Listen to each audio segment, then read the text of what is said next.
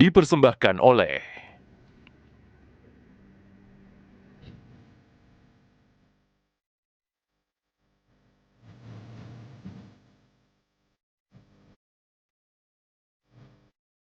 Batam terus bergerak.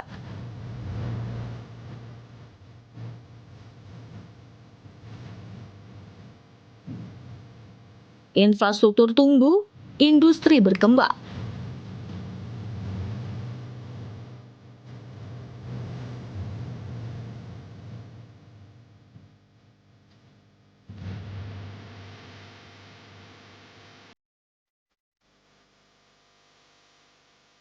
Dan daya tarik investasinya semakin kuat.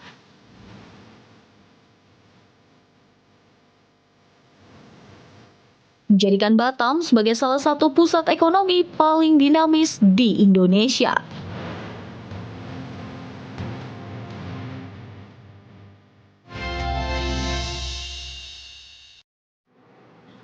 Halo pemirsa Garuda TV, senang sekali saya Edra Pramaskara bisa kembali hadir di Dialog Penting. Hari ini kita akan berbincang tentang sebuah kota yang selalu punya cerita menarik. Sebuah kawasan yang perannya kian strategis dalam perekonomian Indonesia, yaitu Batam. Kota yang selama ini dikenal sebagai pintu gerbang perdagangan internasional ini kembali menunjukkan performa investasi yang sangat positif. Tren pertumbuhannya stabil, daya tariknya semakin kuat dan kontribusinya begitu nyata bagi kesejahteraan masyarakat. Kita akan melihat lebih dekat apa faktor yang membuat Batam tetap menjadi magnet bagi investor asing maupun domestik. Sektor apa yang menyumbang pertumbuhan investasi paling signifikan dan yang terpenting bagaimana dampaknya bagi masyarakat Batam itu sendiri. Semua jawabannya akan kita bahas bersama dengan Kepala BP Batam sekaligus Wali Kota Batam yang telah hadir bersama dengan kami di studio, Bapak Am Sakar Ahmad. Selamat siang Pak Am. Selamat siang Mbak. Bagaimana kabarnya Pak? Alhamdulillah sehat. Sehat ya Pak ya. Mudah-mudahan masyarakat kita sehat semua. Semoga Indonesia sehat semua dan semoga Indonesia sehat semua. Terima kasih juga sudah bersedia hadir bersama dengan kami di Dialog Penting Garuda TV pada siang hari ini. Kita akan membahas bagaimana kemudian kemajuan investasi yang terjadi di Kota Batam yang pertumbuhan ekonominya semakin meningkat ya Pak dari tahun ke tahun. Benar. Ini mungkin kita bisa mulai dari awal dulu secara reflektif nih Pak pertanyaan. Apa saja sih sebenarnya faktor-faktor yang menyebabkan investasi di Kota Batam ini semakin meningkat dari sektor domestik maupun dari internasional? Pertama, kalau kita berbicara bagaimana perkembangan yang menjadi daya tarik investasi di Batam, saya harus katakan bahwa posisi geografis dan geostrategis Batam ini yang menjadi lokomotif untuk daya tarik investasi dari berbagai daerah bahkan di mancanegara. Posisi geografis yang berada pada titik silang perdagangan di Asia Tenggara ini, kemudian Selat Malaka, itu betul-betul menjadi daya ungkit. Itu faktor pertama. Jadi posisi geografis dan geostrategisnya. Yang kedua, Batam ini juga diberikan fasilitas oleh negara yang namanya Free Trade Zone, kawasan perdagangan bebas dan pelabuhan bebas, sehingga barang masuk ke Batam itu tidak dikenakan biaya masuk, tidak dikenakan PPN, tidak dikenakan PPNBM, juga ada sejumlah tax holiday yang pasti memberikan keunggulan dibandingkan dengan daerah-daerah lainnya di Indonesia. Itu faktor kedua yang menjadi daya tariknya. Yang ketiga, infrastruktur di daerah di Batam ini sudah terkoneksi baik internasional maupun domestik. Saya katakan di sana ada satu pelabuhan internasional, ada satu bandara internasional, ada 6 pelabuhan internasional, ada 3 pelabuhan domestik. Ini memungkinkan untuk aksesibilitas keluar masuk orang dan barang ke Batam. Nah, seiring dengan itu, beberapa regulasi terbaru yang diberikan oleh Pak Prabowo kepada Batam itu semakin menegaskan posisi FTZ Batam. Regulasi apa saja? Pertama, diberikan PP nomor 25 tahun 2025 tentang penyelenggaraan kawasan perdagangan bebas dan pelabuhan bebas Batam. Lalu PP 28 2025 tentang pelayanan perizinan berbasis risiko. Semuanya itu dua peraturan regulasi ini memungkinkan bagi Batam untuk mengurus seluruh perizinan itu di tingkat lokal. Kalau sebelumnya spin-off kontrolnya harus ke kementerian lembaga, tapi sekarang dengan 2 PP itu semuanya sudah selesai di Batam. Nah, pada sisi yang lain lagi, tata kelola lahan sedang kami lakukan pembenahan sekarang. Kita gunakan land management system sehingga pengelolaan lahan itu menjadi transparan, kompetisinya menjadi terbuka, dan memberi peluang bagi semua orang yang serius untuk menanamkan investasinya di daerah ini. Jadi itulah faktor yang menyebabkan Batam semakin meningkat investasi. Baik dari secara geografis, regulasi yang berlaku dan juga infrastruktur yang mendukung ya Pak. Tapi dari seluruh faktor yang menyebabkan tersebut, bagaimana kemudian sektor yang paling terdampak, yang paling besar investasi masuknya ini dan kenapa Pak? Nah, sektor yang cukup signifikan dalam pertumbuhan investasi di Batam, yang pertama listrik, gas, dan air. Yang kedua industri, terutama industri manufaktur, kemudian industri kedokteran, farmasi. Terus yang ketiga pergudangan, perdagangan. Ini 4 sektor yang cukup signifikan mengungkit pertumbuhan ekonomi investasi di Kota Batam. Nah, seiring dengan itu sebenarnya banyak sektor ikutan lain yang saling menopang satu sama lainnya. Tapi saya mau katakan, kita di Batam sekarang sudah melakukan transformasi dari investasi konvensional itu kepada investasi yang lebih high tech. Misalnya ada Nongsa Digital Park, ada MRO, Maintenance Repair Overhaul di Bandara Hang Nadiem, ada KEK, Batam Aero City, Batam Aero Teknik. Nah, ini sudah bergeser dari yang semula konvensional ke arah yang lebih baru, modern, menggunakan energi baru terbarukan, tetapi ada problem, ini lebih padat karya, yang ini lebih padat modal, yang sebelum-sebelumnya itu rekrutmen tenaga kerjanya cukup terbuka. Maka sekarang kita harus lakukan penyiapan SDM untuk masuk ke dalam sektor yang lebih prospektif seperti yang saya sampaikan tadi. Kira-kira begitu. Ada upaya untuk mempersiapkan SDM juga ya Pak ya. Dan ini ada banyak sektor yang terdampak, tapi bagaimana kemudian dampaknya secara langsung yang dialami oleh masyarakat Batam itu sendiri? Nah, teorinya setiap pertumbuhan ekonomi setiap investasi pasti akan memberikan kontribusi terhadap pertumbuhan ekonomi. Setiap investasi pasti akan membuka lapangan kerja. Nah, kalau ditanya seperti apa dampak yang dirasakan langsung oleh masyarakat, pertama, kesempatan kerja makin terbuka. Yaitu dibuktikan dengan tingkat pengangguran terbuka Batam. Walaupun masih tinggi, tapi trennya selalu lebih menurun. Dari 8,2 menjadi 7,68. Nah, itu menandakan bahwa setiap investasi yang masuk ada kesempatan kerja, ada semakin terbuka. Terus yang kedua akan menggerakkan sektor informal. Ini UKM makin hidup, kuliner makin hidup, lalu jasa konstruksi makin hidup. Itu yang kedua. Terus yang ketiga, dampak langsung dari investasi itu adalah bahwa pertumbuhan ekonomi kita akan meningkat. Hari ini Batam sudah di angka 6,66% sampai dengan triwulan ketiga. Akhir tahun kita optimis bisa tembus di angka 7%. Kalau itu terjadi, artinya pertumbuhan Batam relatif stabil. Yang tahun 2024 lalu 7,69, sekarang baru di triwulan 3 di angka 6,69, sekarang sudah di angka 6,66%. Jadi menurut saya ini sudah on the track, Edra. Mudah-mudahan akhir tahun ini akan lebih banyak lagi investasi yang masuk, sehingga akan menggerakkan roda ekonomi di daerah, akan mengungkit pertumbuhan ekonomi di Batam. Ini dampaknya sangat signifikan dan terasa langsung kepada masyarakat dan bahkan sangat terasa. Secara ekonomi juga target yang ditetapkan cukup tinggi 7% dan diharapkan bisa tercapai ya Pak ya target Insya Allah pertumbuhan ekonomi. tercapai. Karena Oke, baik. triwulan satunya aja sudah di angka 6,6. Triwulan tiganya sampai September sudah di angka 6,66%. Betul sekali, sudah on the track. Sudah on the track. Kita akan membahas juga lebih jauh nih Pak soal infrastruktur dan juga layanan yang memperkuat ekosistem investasi itu sendiri seperti apa. Tapi usai jeda, tetaplah bersama kami pemirsa di Dialog Penting Garuda TV.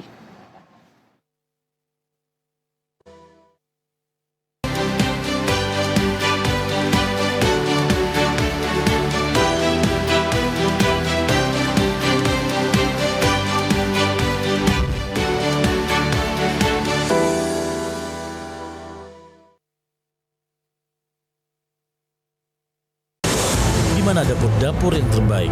Siapa para pahlawan gizi yang tak kenal lelah? Tiap hari kami mencari, menginspeksi, mengamati SPPG atau Satuan Pelayanan Pemenuhan Gizi tanpa mereka tahu. Kami mata-mata MBG, independen dan netral, mencari bintang MBG di seluruh Indonesia. Saksikan Bintang MBG mulai Desember 2025 di Garuda TV.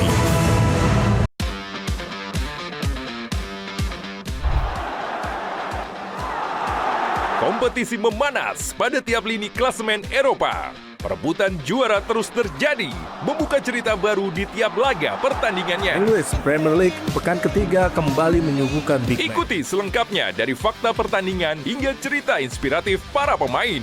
Kick and Rush. Setiap Sabtu dan Minggu pukul 7:30 pagi dan 1 siang hanya di Garuda TV. Batam penuh pesona. BP Batam atau Badan Pengusahaan Batam mendapat dukungan penuh pemerintah pusat Republik Indonesia untuk menjalankan komitmen kemajuan ekonomi bersama. BP Batam konsisten dalam pembangunan berbagai infrastruktur dan fasilitas pendukung investasi.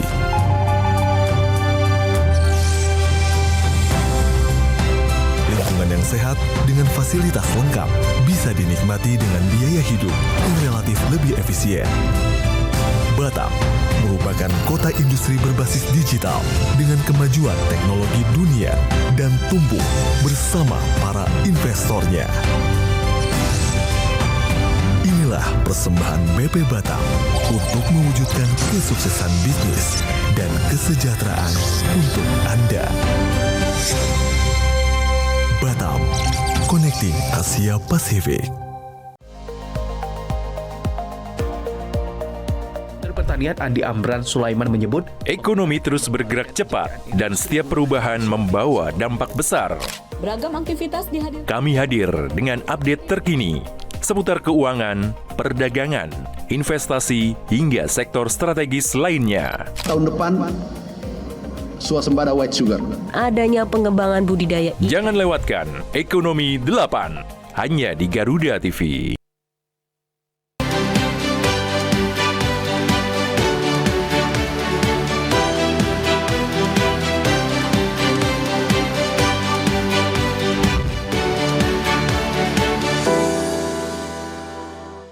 Anda kembali menyaksikan Dialog Penting pemirsa. Pak Am, jika kita berbicara mengenai infrastruktur dan juga layanan yang digunakan untuk memperkuat ekosistem investasi di Kota Batam. Sejauh mana pembangunan Bandara Hang Nadim, kemudian Pelabuhan Batu Ampar, serta kawasan strategis lainnya memperkuat daya tawar Batam di mata investor internasional? Ya, tadi saya sampaikan bahwa Batam itu adalah kawasan perdagangan bebas dan pelabuhan bebas. Kalau kita berbicara kawasan perdagangan bebas dan pelabuhan bebas, itu artinya gerak ekonominya sangat bergantung kepada lalu lintas atau aksesibilitas orang dan barang. Dan itu ada di pelabuhan, baik udara maupun pelabuhan laut. Nah sekarang kalau Batam ingin menjadi hub kontainer, hub peti kemas, maka kita harus lakukan pembenahan di pelabuhan laut dan pelabuhan udara. Saat ini kami sudah mengambil beberapa langkah untuk semakin membuka aksesibilitas itu. Pertama, di Bandara Internasional kita sudah bangun kemitraan join dengan satu konsorsium yang di dalamnya ada Angkasa Pura, Incheon, dan Wijaya Karya ya. 3 konsorsium ini membantu kita untuk pertama membenahi Terminal 1 yang ada saat ini, yang kedua membangun Terminal 2, dan yang ketiga membangun VVIP yang berstandar internasional. Nah ini terus berproses dan mudah-mudahan beberapa tahun ke depan ini sudah akan terwujud, akan selesai gitu. Yang kedua di Pelabuhan Batu Ampar. Pelabuhan Batu Ampar sekarang kita sudah lakukan pengadaan 5 STS crane sehingga barang yang masuk ke pelabuhan itu lebih cepat lagi dibawa, didistribusikan keluar. Alhamdulillah STS crane ini sudah 5, ternyata bisa mengungkit sampai dengan 18% pertumbuhan peti kemas di Batam. Nah sampai 18% dan dwelling time-nya, waktu tunggunya itu sampai di angka 50%. Nah jadi ini kami mesti lakukan pembenahan terus. Tahun hadapan insya Allah kita akan tambah 6 lagi STS crane itu. Sehingga tidak lagi menggunakan tenaga manusia tapi sudah teknologi, sudah crane yang bekerja. Nah ini yang saya anggap sektor yang paling penting yang memang harus kami lakukan di Batam. Sekarang kita sedang benahi pelabuhan laut, lakukan beberapa penyesuaian dari perjanjian kerjasama kita antara lain dengan PT Persero, Terminal Peti Kemas. Kami lakukan evaluasi ini, mana yang harus dilakukan perbaikan. Di bandara juga seperti itu.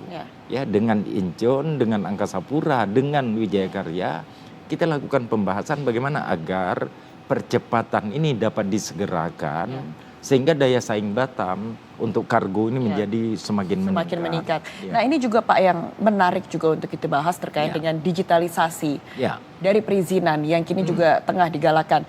Bagaimana kemudian langkah yang telah ditempuh oleh BP Batam untuk memastikan bahwa proses investasi ini semakin cepat dan juga transparan melalui digitalisasi tersebut? Ya, saya sampaikan tadi bahwa sekarang ini ada sejumlah regulasi yang diberikan oleh Pak Presiden, yang diberikan negara kepada Batam. PP 25 2025 tentang penyelenggaraan kawasan perdagangan bebas pelabuhan bebas, PP 27 tahun 2025 tentang pelayanan berusaha berbasis risiko, dan PP 47 tahun 2025 yang salah satu substansinya adalah pengembangan wilayah kerja Batam. Dari semula hanya tok pulau, sekarang ada beberapa wilayah pesisir masuk dalam ranah kewenangannya BP Batam. Nah, dari 3 PP tersebut, mau tidak mau Batam harus melakukan transformasi dari pelayanan perizinan di kementerian lembaga menjadi pelayanan perizinan di Kota Batam. Alhamdulillah kemarin kita komunikasi, awal aja dilantik kita lakukan MOU dengan Menteri BKPM ya. Kita lakukan MOU, setelah itu dengan kementerian lembaga karena ada 3 kategori pelayanan, 16 sektor, 1.416 jenis pelayanan dan non-pelayanan yang harus kita layani. Tapi semuanya itu sekarang sudah mulai kita tarik ke Batam, kita tarik ke daerah sehingga rentang kendalinya waktunya menjadi semakin terbatas. Yang kedua memang Pak Presiden mengingatkan kami pada saat bertemu langsung dengan beliau bahwa diharapkan Batam bisa menjadi pengungkit pertumbuhan ekonomi, bahwa Batam harus ada simplifikasi pelayanan perizinan, bahwa Batam harus memberikan kemudahan menjadi negeri yang nyaman, yang ramah bagi investasi. Oke, ini ada simplifikasi, ada upaya di situ juga untuk mempermudah dan menjamin kepastian berusaha ya jadi Pak gini Edra. Ini kalau kita bicara soal ini Pak, bagaimana kemudian BP Batam menjaga stabilitas regulasi agar investor juga tertarik untuk menanamkan modalnya dalam jangka panjang? Minggu yang lalu saya menyerahkan 28 perizinan, yaitu PKKPRL dengan AMDAL. Biasa orang mengurus PKKPRL itu sampai dengan 1,5-2 tahun. 1,5 tahun sampai 2 tahun. AMDAL 1,5-2 bahkan bisa lebih karena kan urusan di kementerian seluruh Indonesia. Sekarang setelah diserahkan ke kita, 39 hari sudah selesai. PKKPRL hanya 14 hari selesai. Nah itu kami serahkan kepada rekan-rekan pelaku usaha sekaligus temu ramah lah dan ternyata respon teman-teman sudah luar biasa. Kami terus lakukan pembenahan. Itu digitalisasi pada tataran perizinan. Ya. Lalu yang kedua, seperti apa pelayanan investasi? Kami semua pimpinan deputi itu memiliki dashboard, dibuat dashboard untuk melihat dalam satu hari itu berapa pelayanan yang dilakukan, di mana kendalanya. Sehingga saya tinggal telepon, loh ini kenapa perizinan yang ini nggak selesai, kenapa yang ini nggak selesai. Nah jadi kami bisa mengamati langsung, saya, Ibu Wakil Wali Kota, para deputi, bisa langsung komunikasi dengan pelayanan terpadu satu pintu kita. Ya. Satu lagi lah, iBoss. Oke, nanti ini kita bahas usai jeda ya Pak ya. Ini tapi sudah mulai tercermin ada kontrol nyata juga di situ untuk memastikan semuanya on the track. Ya. Kita akan bahas usai jeda dan juga membahas bagaimana kemudian peluang masa depan serta visi besar dari BP Batam ini seperti apa. Tapi usai jeda pemirsa, tetaplah bersama kami di Dialog Penting.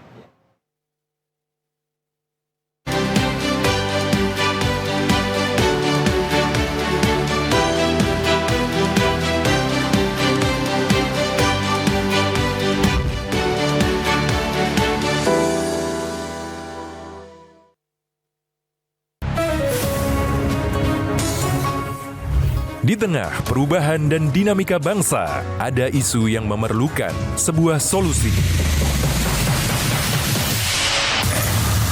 Bersama narasumber terpercaya, mengulas topik terkini untuk negeri. Kait dengan RUU perampasan aset yang Live dari Sarinah dan Menara Garuda. Indonesia Kita, Senin sampai Jumat pukul 7 malam, hanya di Garuda TV. Batam penuh pesona. BP Batam atau Badan Pengusahaan Batam mendapat dukungan penuh pemerintah pusat Republik Indonesia untuk menjalankan komitmen kemajuan ekonomi bersama. BP Batam konsisten dalam pembangunan berbagai infrastruktur dan fasilitas pendukung investasi.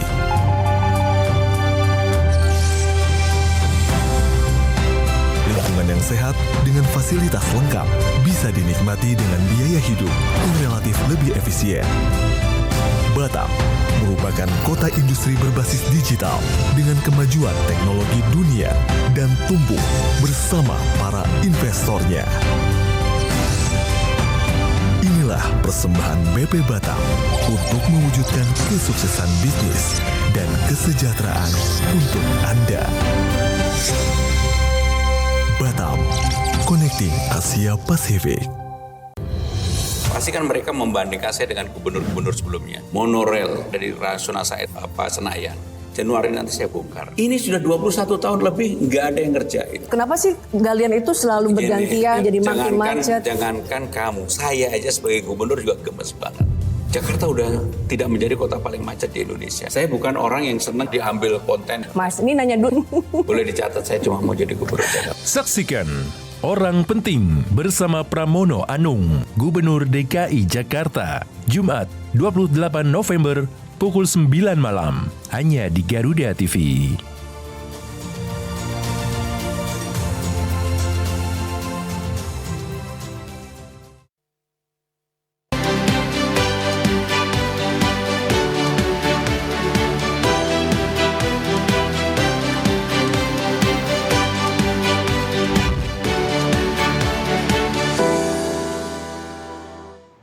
Anda kembali menyaksikan Dialog Penting pemirsa. Saya mau melanjutkan lagi ke Pak Am. Kita sempat terpotong sedikit nih Pak. Ya. Tadi kita membahas mengenai transformasi digital yang menjadi sebuah keharusan dan sedang dijalankan oleh BP Batam. Dan bagaimana kemudian pemerintah juga berusaha untuk mengontrol agar semuanya tetap on the track. Ya. Ini seperti apa Pak? Sedikit lagi. Ya, itu tadi saya sudah sampaikan kita lakukan beberapa pembenahan dan modifikasi atas platform yang ada. Salah satu diantaranya adalah iBoss.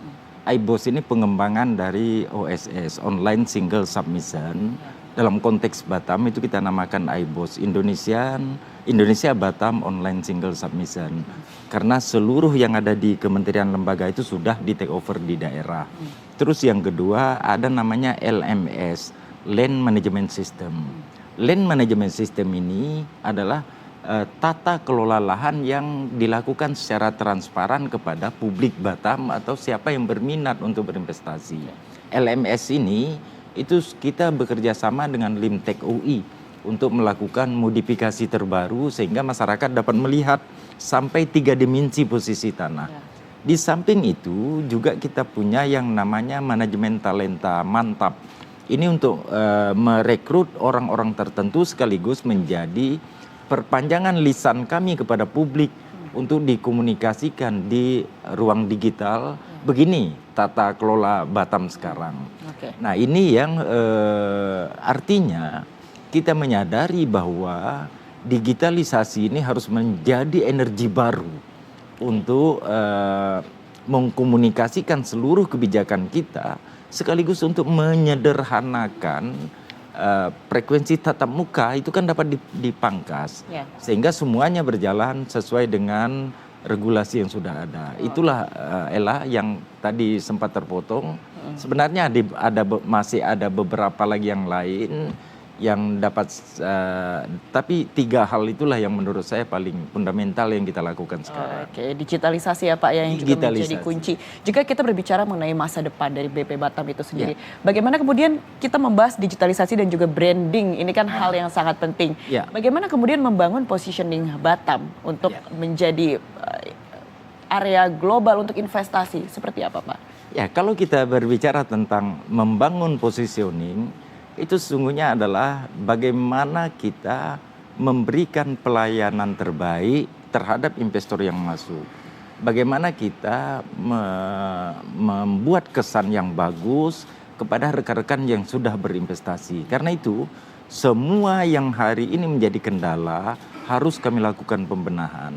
Saya ingin katakan bahwa dengan regulasi yang sudah diberikan oleh Jakarta kepada Batam, itu juga sudah menjadi sinyal semakin memperkuat positioning Batam ke depan.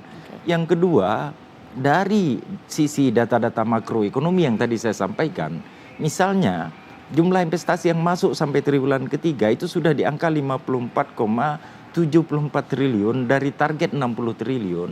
Itu juga menandakan bahwa positioning kita memang cukup bagus. Tinggal kita lakukan penguatan, kita lakukan pembenahan. Hari ini dengan pengangkatan duta investasi Batam, kemarin kita angkat anak-anak muda, mereka lah yang menjadi corong atau perpanjangan lisan kami untuk berkomunikasi di media sosial. Di media sosial terkait dengan apapun yang dibutuhkan oleh investor, mereka siap memberikan jawaban. Kami latih dan duta investasi serta manajemen talenta ini betul-betul membuat informasi tentang Batam menjadi semakin terbuka di ruang publik, semakin masif. Dan saya percaya nanti kalau LMS itu sudah running di 2026 yang akan datang, pasti ini nilai investasi yang akan masuk ke Batam jauh lebih baik. Bagian dari sosialisasi juga untuk mengenalkan bahwa Batam memiliki iklim yang sangat bagus untuk investasi baik dari dalam negeri maupun luar negeri ya Pak. Terakhir ini, bagaimana kemudian pesan Pak Aam kepada para pelaku usaha, kemudian investor dan juga global, dan sekaligus juga pengusaha nasional ini ya tentunya, yang sedang mempertimbangkan Batam ini sebagai tujuan dari investasi mereka. Apa yang ingin Bapak sampaikan? Ya, yang paling penting pesan saya, bagi seluruh warga Indonesia atau rekan-rekan mancanegara yang ingin berinvestasi ke Batam, ini adalah momentum yang tepat. Karena seluruh pelayanan perizinan sudah semakin sederhana, prasyarat semakin mudah, rentang kendali semakin pendek. Yang kedua, bahwa semua pelayanan itu dilakukan secara transparan, secara terbuka dengan NSPK yang jelas, norma, standar, prosedur, kriteria yang sudah terdefinisi awal. Tidak akan ada lagi praktek-praktek yang membuat investor kita menjadi merasa tidak terlayani. Yang ketiga, iklim investasi itu juga sudah didukung oleh seperangkat regulasi dari Jakarta kepada Batam yang saya yakin akan menjadi semacam insentif terhadap mereka. Kemudahan berusahanya oke, kemudian pelayanan perizinannya oke, pilihan lahannya oke, kemudian berbagai aturan main yang semakin sederhana itu juga sudah disiapkan oleh negara. Karena itu pesan paling penting yang ingin saya sampaikan, ayo seluruh warga Indonesia dan rekan-rekan investor mancanegara yang hari ini berbondong-bondong minta informasi di Batam, ya pastikan bahwa Batam adalah wilayah yang tepat untuk berinvestasi. Batam adalah wilayah yang tepat untuk berinvestasi. Oke, baik. Ini kita harapkan juga ke depannya investasi semakin banyak dan tentunya berdampak signifikan juga secara langsung kepada masyarakat. Ya. Pada akhirnya bisa meningkatkan pertumbuhan ekonomi dan tercapai sampai di angka 7% tersebut ya Pak. Terima kasih banyak untuk waktu dan juga dialognya pada siang hari ini. Wali Kota Batam sekaligus merupakan Kepala BP Batam, Bapak Amsakar Ahmad. Selamat melanjutkan aktivitas kembali. Terima kasih, Edra. Terima kasih Bapak. Dan pemirsa, hari ini kita telah melihat bagaimana Batam membangun dirinya sebagai kawasan investasi yang modern, kompetitif, dan berorientasi pada masa depan. Dari daya tarik yang terus meningkat, penguatan infrastruktur dan layanan, hingga strategi digitalisasi dan branding. Untuk menempatkan Batam di panggung global, semuanya menunjukkan komitmen besar BP Batam bagi pertumbuhan ekonomi nasional. Dan demikian dialog penting pada siang hari ini. Saya Edra Pramaskara pamit undur diri. Terima kasih dan sampai jumpa.